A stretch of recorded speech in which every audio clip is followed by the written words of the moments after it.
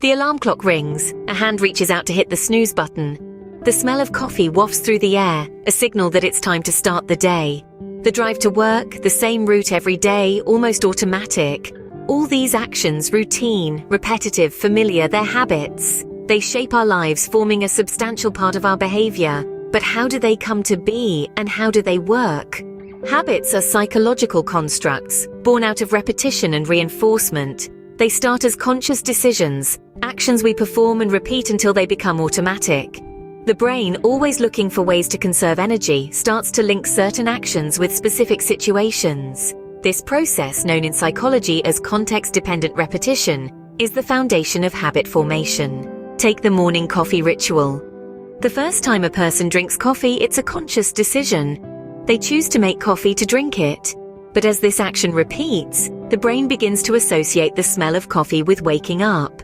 Soon the action becomes automatic. Wake up, smell coffee, drink coffee. The habit has formed. And these habits don't just form in isolation. They're often linked and chained together, creating routines. Brushing teeth after breakfast, putting on a seatbelt when getting into a car, checking social media before going to bed.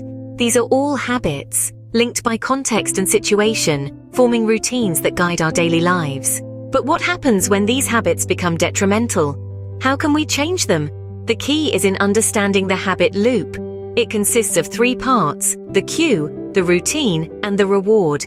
The cue is what triggers the habit. The routine is the action we perform, and the reward is what we get from it.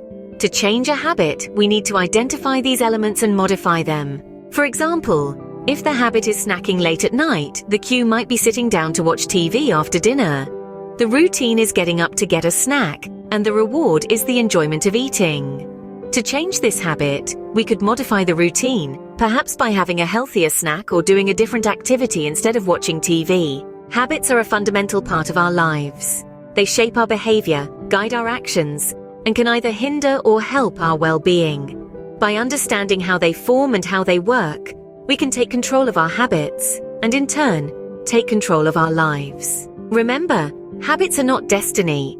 They are constructs of our mind, born out of repetition and reinforcement. By understanding their nature, we can harness their power, change them if necessary, and use them to our advantage. It all comes down to the choices we make, the actions we repeat, and the rewards we seek. So take a moment to reflect on your habits. Are they serving you, or are they holding you back? The power to change them, and in turn, to change your life, lies in your hands.